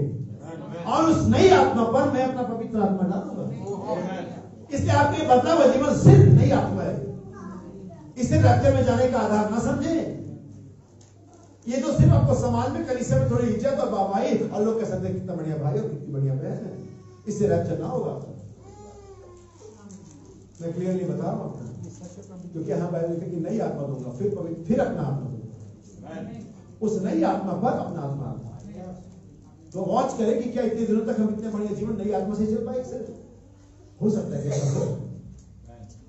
हमें नई आत्मा पाया और उसी को हमने पवित्र आत्मा समझ लिया। मैं सोचता अरे मैं तो अब ये नहीं करता, मैं वो नहीं करता, मेरा जीवन बड़ा बदल गया, पहले मैं ऐसा चोर था, पहले मैं ऐसा गुटखा खाता था, अभी नहीं खाता, वो मेरे पास पवित्र नहीं, सिर्फ नई आत्मा, सिर्फ नई आत्मा। क्योंकि अभी मैं देखने जा रहा हूं नई आत्मा क्या करेगा और पवित्र आत्मा क्या करेगा। सुनिए कंटिन्यू करते से, मैं अपना आत्मा तुम्हारे भीतर देकर ऐसा करूंगा कि तुम मेरी विधियों पर चलोगे। तुम मेरी विधियों पर चलोगे। बिना उस पवित्र आत्मा के आप परमेश्वर की विधियों पर नहीं चल सकते। आप अपने आप को ठीक तो कर सकते हैं, लेकिन उसके कमांड को, उसकी विधियों को फॉलो नहीं कर सकते। आप में भैया लोग एक ही जगह, मैं पुराने में पढ़ा, नए में दिखाता हूं। 16 यूहन्ना का सुसमाचार 16 थे 12 Gospel of John chapter 16 verse 12. मैं समझना चीजों को जो मैं बताऊं, जिस क्रम में बता रहा हूं, अपने दिमाग में रखो, जोड़ो बातों को, तभी आप मैसेज पकड़ पाओगे। क्योंकि बहुत सारी बार प्रचार करते चले जाते हैं लोग, बहुत बढ़िया करते, बहुत अच्छा भी होता है वो, लेकिन आपको मैसेज को पकड़ना भी है। कैच द विजन, मैं कहना क्या चाह रहा हूँ। और हर बार इसका मतलब ये नहीं होता किसी को मैं ब्लेम कर रहा हूँ, हर बार मतलब तो सिखा रहा हूँ। ये मेरे लोग हैं, मुझे जिम्मेदारी की, मैं आपको हर एक बात, चाहे गहरी हो, चाहे उथली हो, चाहे नई हो, चाहे पुरानी हो, एक गृहस्थ जो होता है नई बातें भी निकालता, पुरानी भी निकालता है। लेकिन बहुत सारे आज गृहस्थ ऐसे ऐसे लोग कैसे जो खाली नई नई बातें प्रचार करते। नहीं सर, एक अच्छा भंडारी नई भी निकालता, रोज घर में चाउमीन नहीं बनता है, नहीं इडली डोसा बनता है, ऑलमोस्ट दाल चावल ही बनता है। सुनिए, मुझे तुमसे और भी बहुत सी बातें कहनी है। क्या यीशु मसीह ने और भी बातें कहनी है? आमीन। तो फिर वो कहेगा, तुम तो कहोगे भाई मैं है ही नहीं। अरे यीशु का कहनी है। अब यहीं पर लोग धोखा खाते हैं, यहीं पर लोग कहते हैं तुम्हें किसने बोला ये बोलने के लिए? भाई यीशु ने कहा मुझे कहनी है, दैट्स मीन कि अभी कहीं नहीं, क्योंकि अभी तुम उसने कहा सह नहीं पाओगे। तो जब कभी भी वो बातें 2 साल बाद, 10 साल बाद, 15 साल बाद, 2000 साल बाद यीशु कहेगा, कहनी है, कहेगा, यकीनन कहेगा। तो फिर हम ये कैसे फाइंड आउट करेंगे, कैसे पहचानेंगे कि यीशु ही कह रहा है? अच्छा ये तो भाई लोग ऐसा कहते हैं, वो तो भाई बढ़ना ऐसा कहते हैं, वो तो भाई फलाना फलाना। हम कैसे पहचानेंगे? मैं कैसे पहचानूंगा? क्योंकि जो भी बात तो यीशु मसीह अब कहेगा वो उसकी पिछली बातों के तालमेल में रहेगा, उसी हार्मनी में रहेगा, उसी वैल्यू में रहेगा, उसी संदर्भ में रहेगा। यीशु मसीह आप कहेगा मैं अमरूद को ऐसे नहीं होगा, उसी तालमेल। यीशु का मुझे तुमसे और भी बातें कहनी है, यकीनन वे बातें वो यीशु मसीह देह में नहीं आत्मा के थ्रू ही कहेगा। इसीलिए यीशु मसीह ने कलीसिया में क्या भेजा? पवित्र आत्मा। अगर पुराने नियम में जाएंगे, पवित्र आत्मा, समझ का आत्मा, सामर्थ का आत्मा, बुद्धि का आत्मा, ये आत्मा, लेकिन आप फिर तो काम पढ़ेंगे हर जगह पवित्र आत्मा, हर जगह पवित्र आत्मा, कोई इंडिविजुअल स्पिरिट नहीं, हर जगह पवित्र आत्मा। चाहे तुलसी के घर पे हो, चाहे पेंटिकोस्ट के दिन हो, चाहे दमिश्क के रास्ते, हर जगह पवित्र आत्मा। कलीसिया में एक आत्मा नहीं काम कर रहा है, जो कि चाहे समझ का हो, चाहे संयम का हो, चाहे धीरज का हो, और चाहे पवित्र आत्मा काम कर रहा है। क्या समझ पा रहे हैं? जो JESUS है ना, 5 अक्षर वाला, आमीन, वही हमारा विश्वास है और वही हमारे लिए कार्य कर रहा है। सुनिए, आगे बढ़ते हैं। मुझे तुमसे और भी बहुत सी बातें कहनी है, परंतु अभी तुम उन्हें सह नहीं सकते। परंतु जब वह अर्थात सत्य का आत्मा आएगा। दोबारा यहाँ पर सत्य की आत्मा की बात कही गई है, ये इसके 36 याद रखिए। जब मैं तुम्हें अपनी आत्मा दूंगा तब तुम मेरी विधियों पर, इसलिए वो लोग विधियों पर नहीं चल पाए। क्यों? उनके पास पवित्र आत्मा अर्थात सत्य का आत्मा नहीं था। वे सब ने कहीं ना कहीं चूक करी। क्या नहीं करी? सब ने कहीं ना कहीं चूक करी, लेकिन यीशु के पास पवित्र आत्मा था, सत्य का आत्मा था। जब वह अर्थात सत्य का आत्मा आएगा, परंतु जब अर्थात सत्य का आत्मा आएगा तो तुम्हें सब सत्य का मार्ग बताएगा। कौन सा मार्ग बताएगा? सत्य का। और उन सारे लोगों में सब सत्य के मार्ग पे नहीं चल पाए, वे सब सत्य के मार्ग पे नहीं चल पाए। सैमसन ने अपनी ताकत तो दी परमेश्वर को, लेकिन सब सत्य के मार्ग में उसको अपना दिल भी परमेश्वर को ही देना था। आमीन। बाइबल के अंदर, और अगर हम नेगेटिव वे में जाएं, बाइबल के अंदर और भी बहुत सारी आत्मा है। बलवा करने की आत्मा है, विद्रोह की आत्मा है। अगर हम होशे 4:2 पढ़ेंगे, व्यभिचार की आत्मा है। तो बहुत सारे स्पिरिट्स है। वैसे ही पवित्र आत्मा के अंदर भी बहुत सारी एट्रीब्यूट है, गुण है। तो संयम, नम्रता और धीरज, आत्मा की 9 फल। लेकिन इन सबको जोड़ होगा तो एक पवित्र आत्मा। अब इसको एक और सेंस में समझे, इस आयत को पूरा करने के बाद। हाँ, पढ़े। क्योंकि वह अपनी ओर से ना कहेगा, परंतु जो कुछ सुनेगा वही कहेगा, और आने वाली बातें तुम्हें बताएगा। आमीन। वह मेरी महिमा करेगा, क्योंकि वह मेरी बातों में से लेकर तुम्हें बताएगा। बस करेगा वह अर्थात सत्य का आत्मा मेरी महिमा करेगा, वो मेरी बातों में से लेकर के तुम्हें, आमीन, और तुम्हें सब सत्य के मार्ग में क्या करेगा? अगुवाई करेगा। तब तुम मेरी विधियों पर चलोगे। कब? जब तुम्हें नया मन दूंगा, नई आत्मा दूंगा, और उस नई आत्मा को अपना आत्मा में लूंगा, तब तुम मेरी विधियों पर चलोगे। अभी हम अपने मन पे चल रहे हैं। अब इसे समझिए कैसे, जैसा कि मैंने पौलुस के द्वारा पढ़ा, पहला कुरिन्थियों 13 उसकी 12वीं आयत हमने पढ़ी, मैं एक हिस्से में पहचाना गया हूं। अब मैं पुराने के सारे पुराने नियम को लेता हूं और मैं एक एक कैरेक्टर को उठाता हूं। अगर आपसे पूछूं मेरे भाई और बहन, बताओ यूसुफ में यीशु मसीह क्या था? यूसुफ में यीशु मसीह क्या था? एक व्यक्ति जिसके अपने लोगों ने नफरत किया और 30 सिक्कों में, लगभग 30 चांदी के सिक्कों में बेच दिया। यूसुफ में यीशु मसीह यही था। क्या यूसुफ में यीशु मसीह वो था जो दाऊद में था? नहीं। अगर मैं मूसा की बात करूं तो मूसा में यीशु मसीह क्या था? जब लोगों के साथ बीच में खड़ा हुआ वो मूसा में था। जब परमेश्वर ने कहा सारे इस्राएलियों को मैं मार देता हूं, तुझसे एक नई जाति उत्पन्न करूंगा, तब बाइबल कहती है मूसा घुटने के ऊपर में गया, उसने परमेश्वर से कहा तुम्हें मार देगा तो लोग क्या कहेंगे? परमेश्वर निकाल तो रहा लेकिन पहुंचा नहीं पाया। तो ये बीच में भी कौन खड़ा हुआ? मूसा। लेकिन ये मूसा नहीं था, यीशु मसीह इन पार्ट एक हिस्सा, यीशु मसीह का एक कैरेक्टर, यीशु मसीह का एक पोर्शन मूसा में था, दूसरा पोर्शन यूसुफ में था, तीसरा पोर्शन दाऊद में था, और ऐसे अलग अलग पोर्शन में अलग अलग ऐसा मैं नहीं कह रहा हूं, ऐसा बाइबल कह रही है। लूका 24 बहुत ज्यादा आप लोगों को लगता है बहुत ज्यादा आयतें पढ़ दे रहे हैं क्योंकि वचन नहीं है। और इसकी 44 वर्ष, Gospel of Luke chapter 24 verse 44। फिर उसने उनसे कहा, ये मेरी वे बातें हैं जो मैंने तुम्हारे साथ रहते हुए तुमसे कही थी कि अवश्य है कि जितनी बातें मूसा की व्यवस्था और भविष्यवक्ताओं और भजनों की पुस्तकों में, जितनी बातें किसमें, जैसा कि मैंने पिछली बार बताया था कि पुराना नियम 4 डिवीजन में, नया नियम भी 4 डिवीजन में, कुल 8 डिवीजन है। यहां पर सुनिए उस चीज को, जितनी बातें मूसा की व्यवस्था, हाँ,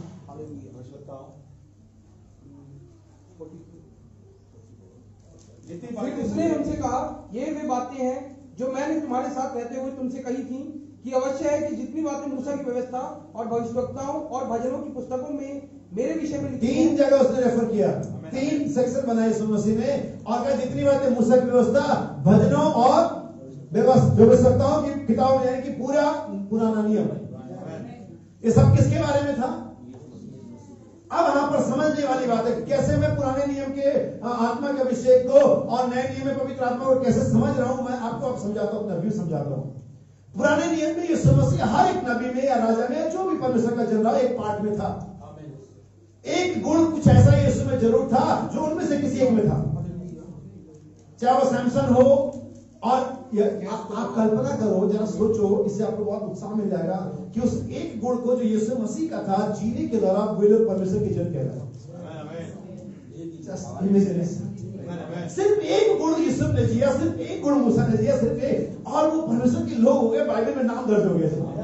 आपके बारे में जब सातों सपनों को आप छीनते हो, जब संपूर्ण वचन को लेते हो, जब विश्वास लेकर के भाईचारे तक आते हो, जब पवित्र आत्मा मुहर लगाता है, जब छुट्टी का पत्थर आता है, तब आपके बारे में क्या है? हालेलुया। परमेश्वर का, मसीह का एक गुण उन्हें परमेश्वर का जन बना गया। व्यभिचार करने पर, झूठ बोलने पर, डरने पर भी पास करा गया।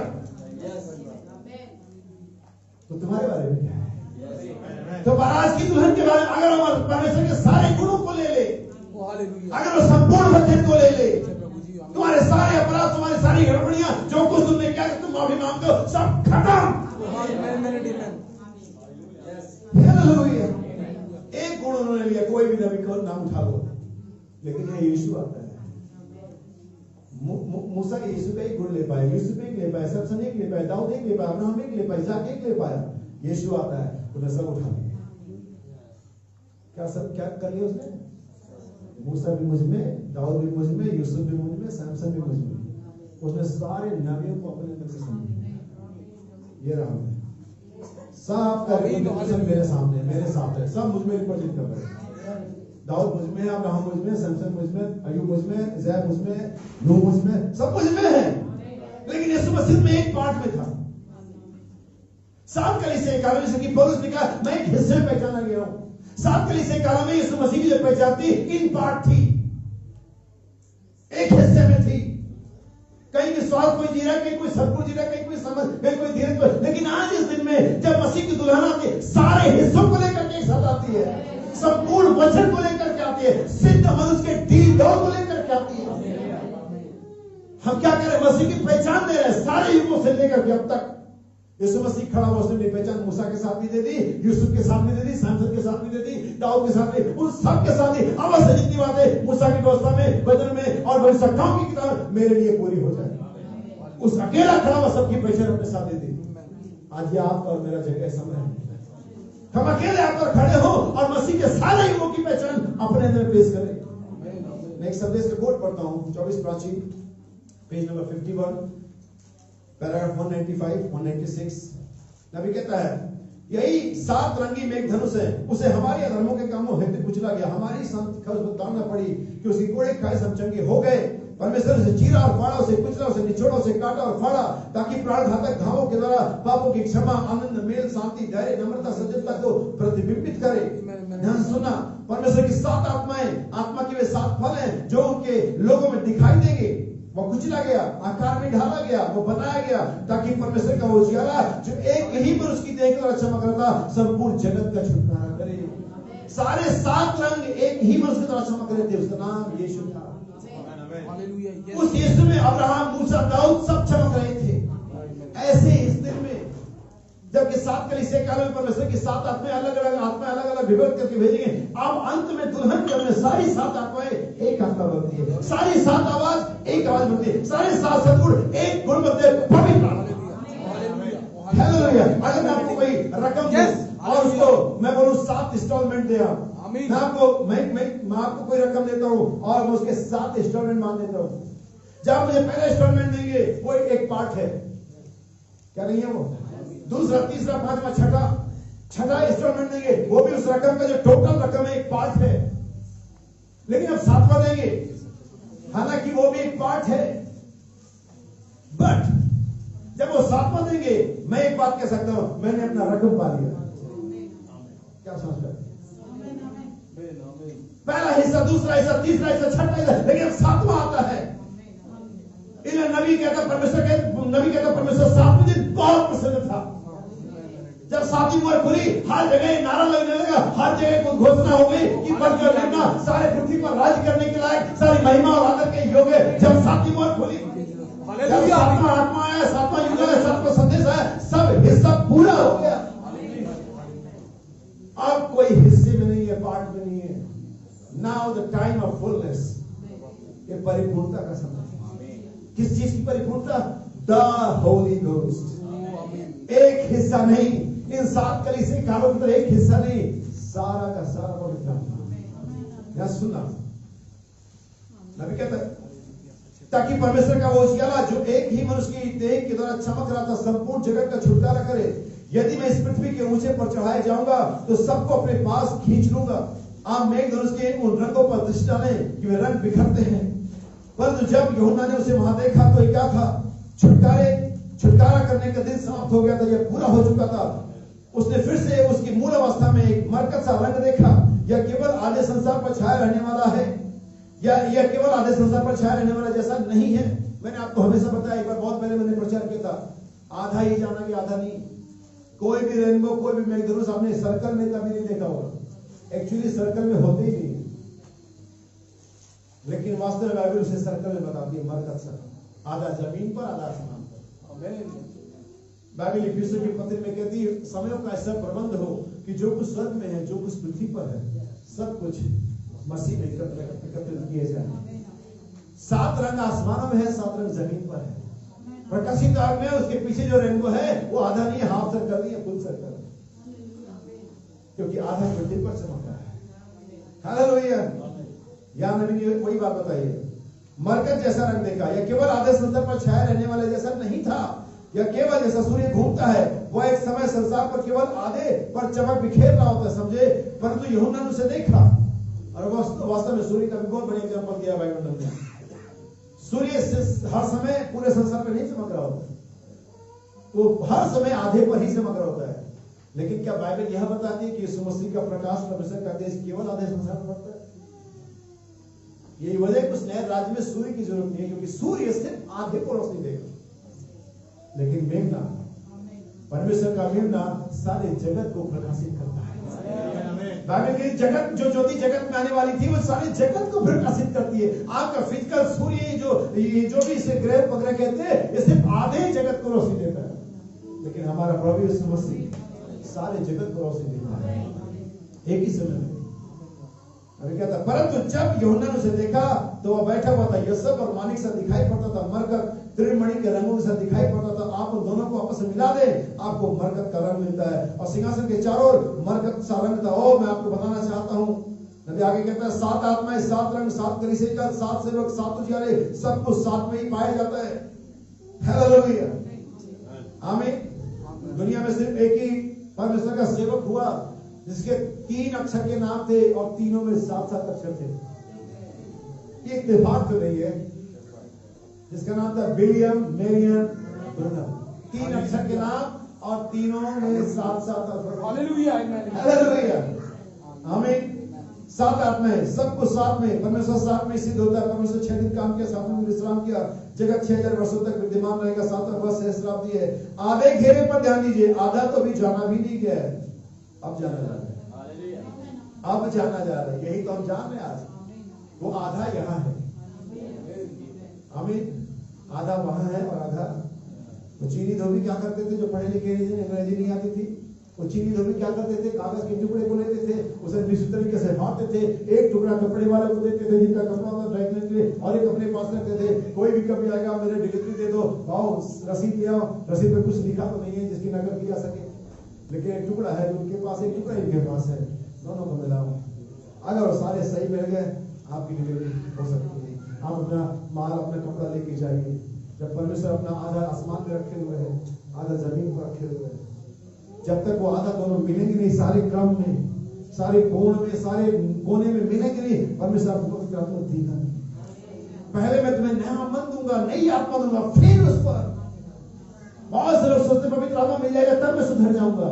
वो नई आत्मा से सुधरेगा, और अगर आपने सुधरे, नई आत्मा सुधरे हैं, तो पवित्र आत्मा क्या करेगा? सब सत्य के मार्ग में। पवित्र आत्मा क्या करेगा फिर? जब तुम्हारा जीवन सुधर गया तो पवित्र आत्मा क्या करेगा? तुम्हें अब मेरी बातों में से लेकर के मानना और चलना सिखाएगा। मैंने शराब छोड़ दिया, मैंने सिगरेट छोड़ दिया, पवित्र आत्मा क्या करेगा? वो अपनी महिमा नहीं करेगा, मेरी महिमा करेगा। अपनी बातें नहीं करेगा, मेरी बातें करेगा। कुछ रिफ्रेश पढ़ के मैं समाप्त करता हूं। नबी कहता है यहाँ पर, पवित्र आत्मा उनके साथ था, उनके ऊपर था, उनकी अगुवाई कर रहा था, परंतु उनके अंदर नहीं था। वो चट्टान उनके साथ चलती थी। क्या नहीं कह रहे? बताती, वो चट्टान के साथ चलती थी, परमेश्वर की पत्री। और वो चट्टान कौन था? लेकिन वो चट्टान कैसी क्या करती थी उनके साथ साथ? अजीब बात है। परमेश्वर के लोग है वो लोग, मरुस्थल में घूम रहे, रेगिस्तान में घूम रहे, पानी कहीं नहीं, चट्टान है, चट्टान पे लाठी मारो, चट्टान से बातें करो, पानी दे रहा है। अजीब ही वाटर सिस्टम है परमेश्वर का, आमीन। लेकिन नहीं, वो चट्टान साथ नहीं चलती है। सामने स्त्री, अगर तुम मुझे जानती तो तुम मुझसे जल मांग के, मैं जो जल मैं तुझे देता, तेरे अंदर एक सोता बन जाता, तेरे साथ साथ नहीं चलता, तेरे अंदर आ जाता। पवित्र आत्मा आपके साथ नहीं चलना चाहता है इस युग में, जबकि लहू बहाया गया है, क्योंकि लहू के बहाए जाने से आपको छुटकारा मिला है। इसलिए पवित्र आत्मा आपके अंदर आना चाहता है। देख, मैं द्वार पे खड़ा खटखटाता हूं। पवित्र आत्मा सिर्फ आपको लीड नहीं करना चाहता साथ में खड़े होकर के, सिर्फ आपको आगे नहीं बढ़ाना चाहता साथ में खड़े होकर के, वो आपके अंदर जीना चाहता है। परमेश्वर आपके अंदर में रहना चाहता है। परमेश्वर आपके घर, जीवन को, देह को अपना घर बनाना चाहता है। क्या तुम नहीं जानते? तुम्हारी देह, पुराने दिनों में ऐसा नहीं था, उनकी देह पवित्र आत्मा का मंदिर, लेकिन हमारी, क्योंकि यीशु का लहू है। मेरे भाई और बहन, पहले क्या कहते इसके बारे में? वो सब सेवा टहल करने वाले आते हैं, तो परमेश्वर की सेवा टहल करते, सेवा टहल करके भेजी जाती है। लेकिन आज हमारे पास परमेश्वर का अपना आत्मा, अपना जीवन, मैं अपना आत्मा हूं। जब आपके पास परमेश्वर का पवित्र आत्मा होता है, आपके पास परमेश्वर का जीवन होता है, परमेश्वर की शांति होती है, परमेश्वर का विश्वास, पर जो कुछ भी आपके पास होता है परमेश्वर का सा होता है, मनुष्य का सा नहीं होता है। क्या समझता है मेरे भाई और बहन? इससे पहले मैं समाप्त करना भी कहता है, पुराने नियम में उनके पास एक निश्चित प्रकार का आत्मा होता था, चाहे वो नूह हो, धीरज का आत्मा, अब्राहम विश्वास का आत्मा, सैमसन सामर्थ का आत्मा, दाऊद आराधना पराक्रम का आत्मा, सुलेमान बुद्धि का आत्मा। लेकिन आज हमें इनमें से कोई एक आत्मा देने का वादा नहीं किया गया है। तुम विश्वास करो, बपतिस्मा लो, तो तुम पवित्र आत्मा का दान। पवित्र आत्मा में ये सब सामर्थ, ये सारे ज्ञान, ये सारे वरदान पवित्र आत्मा नहीं पाएगा।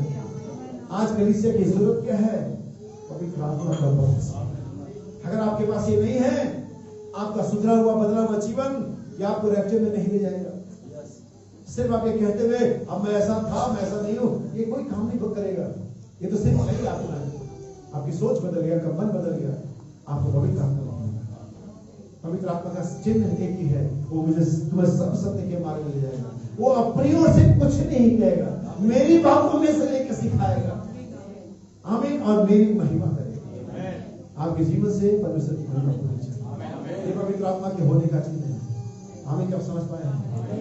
तो मेरे भाई और बहन, आज से जब आप घर जाए, जब यहाँ से जाएं, तो पवित्र आत्मा को अपने से अलग हट लें। कुछ भी ऐसा ना करें कि वो अपना उड़ान भर ले। कुछ भी ऐसा ना करें कि वो रहने से उसका दम घुटने लगे। ठीक वैसे घर में जब आप किसी घर में जाते हैं और आप जाके बैठे हैं और आपने शायद चाय पी ली और शायद आपको खाने का टाइम हो रहा है, लेकिन वहां पर क्लेशबाजी चल रही है, आप सुन पा रहे हैं कि खाने के चक्कर में लड़ाई हो रही है कि कौन बनाएगा 4 लोगों का खाना। आप कितनी देर, अरे भाई मुझे काम याद आ गया, मैं चल रहा हूँ। समझदार लोग ऐसा करते हैं। जब उनको लगता है कि क्लेशबाजी चल रही है तो थोड़ा सा दिमाग में सही नहीं चला, कहते भाई मुझे काम आएगा, फिर चलता हूँ। पवित्र आत्मा भी ऐसे करती है। जब उसके हमारे जीवन में आता है, उसको क्लेशबाजी नजर आती है, उसको व्यभिचार, झूठ, तमाम तरह के निकलो। जब तुम ठीक हो जाओगे फिर आप सिंपल सी बात है, सिंपल सा लॉजिक है। इसलिए हर समय बाइबल कहते हैं, हर समय अपने मन में स्तुति करते हुए, प्रार्थना करते हुए, हर समय वो सर्वदा तुम्हारे साथ रहेगा। कौन नहीं चाहता बेटा पिता को नहीं चाहता कि हमेशा अपने बच्चे के साथ रहे। वो तो बच्चे होते हैं जो खुल के रहने पाते, कहते पापा थोड़ा बहुत झूठ लाओ। लेकिन अगर सही जेन्युइन बच्चे, सही व्यक्ति हमेशा पवित्र आत्मा की उपस्थिति चाहता है। उसे दाऊद कहता है, हे परमेश्वर अपनी आत्मा को मुझसे अलग ना, कहीं ऐसा ना हो मैं तेरी विधियों को भूल जाऊं। लेकिन जब वो रहता है, याद दिलाता है। हमें तेरे पवित्र आत्मा चाहिए। आपके उठे रात आपके हृदय से उठने चाहिए।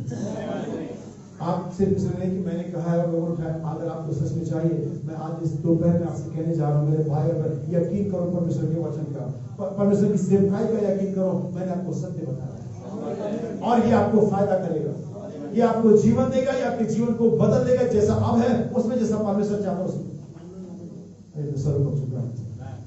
जो लोग इसे देख रहे फेसबुक पर ऑनलाइन, वे लोग भी अपने घरों में चाहे तो घुटने पर आ सकते हैं। जिनके पास जैसा मौका है वो चाहते हैं कि परमेश्वर को अपनी आत्मा से भरे। हम सिर्फ एक आत्मा, एक विश्वास की आत्मा अलग से, हम बहुत बढ़िया गीत गाते, चर्च आते हैं, हम सिर्फ वो आत्मा नहीं चाहते, हम पवित्र आत्मा चाहते हैं जो हमें सब सत्य के मार्ग में अगुवाई करे, हमें सारी प्रकार से परमेश्वर के वचन में लीड करे, हमें उससे तब तक उस स्थिति तक ले जाए जहां पर हमारा उठाए जाना। अपने हाथ को उठाए और विश्वास करें कि प्रभु आपकी सुन रहा है, आप उसके बेटे और बेटियां हैं। आपके मन में अगर कुछ बुरा भी चल रहा है अब तक, तो आपके मन को बदलने में सामर्थ्य है। उसने वादा किया, मैं तुम्हारे मन को बदल दूंगा, मैं तुम्हें नया मन दूंगा, मैं तुम्हें नई आत्मा दूंगा, मैं तुमसे प्रेम करता हूँ, मैं किसी भी तरह तुम्हें खोने नहीं जा रहा हूँ, मैं तुम्हें नाश नहीं होने, मुझे जो कुछ करना मैं तुम्हारे करूंगा, तुम्हें बचाऊंगा, क्योंकि तुम मेरे बेटे हो। मेरे कलवरी पर लहू से नहीं लाए कि तुम दुनिया में नाश हो जाओ, लेकिन मैं जैसे लहू बहाया कि तुम्हारे पापों को, तुम्हारे दान को झुका दूं और मैं वापस अपने राज्य में लेकर के आऊं। ये समस्या को कभी छोड़ेगा नहीं, कभी भी जाएगा नहीं। उसने वादा किया, मत जा, मैं तेरे साथ हूँ, इधर उधर मत देख, मैं तेरा परमेश्वर हूँ, मैं तेरा छुटकारा करने वाला, मैं तेरा छुटकारा करने वाला, मैं तेरा सब बारे बदल दिया, मैं तेरे वो सब कुछ कर सकता हूँ। दुनिया से अपेक्षा रखता है लेकिन दुनिया नहीं कर सकती।